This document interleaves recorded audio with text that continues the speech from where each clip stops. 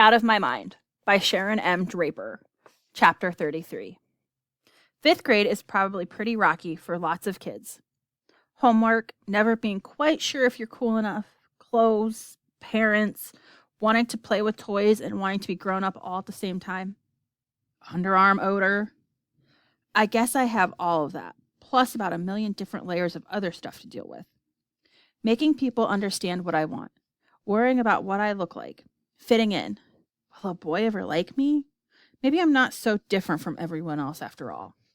It's like someone gave me a puzzle, but I don't have the box with the picture on it. So I don't know what the final thing is supposed to look like. I'm not even sure if I have all of the pieces. That's probably not a good comparison, since I couldn't put a puzzle together if I wanted to. Even though I usually know the answers to most of the questions at school, lots of stuff still puzzles me. Penny came home from the hospital with bumps and bruises, a cast, and a new red hat. Doodle is back in her arms. They're spoiling her rotten. That's okay with me. Even Butterscotch is treating Penny like she's an injured puppy.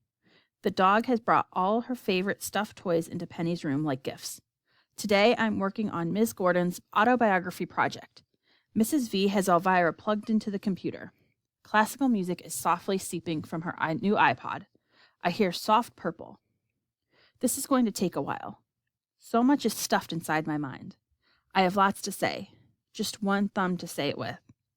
And I guess I'll start writing at the very beginning. Words. I'm surrounded by thousands of words, maybe millions. Cathedral, mayonnaise, pomegranate, Mississippi, Neapolitan, hippopotamus, silky, terrifying, iridescent, tickle, sneeze, wish, worry. Words have always swirled around me like snowflakes, each one delicate and different, each one melting untouched in my hands. Deep within me, words pile up in huge drifts, mountains of phrases and sentences and connected ideas, clever expressions, jokes, love songs. From the time I was really little, like maybe just a few months old, words were like sweet liquid gifts, and I drank them like lemonade. I could almost taste them. They made my jumbled thoughts and feelings have substance. My parents have always blanketed me with conversation. They chattered and babbled. They verbalized and vocalized.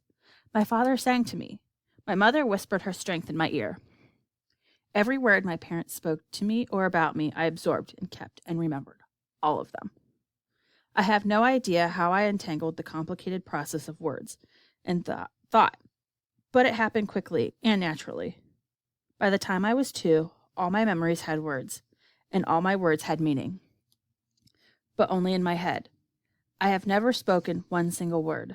I am almost 11 years old. The end.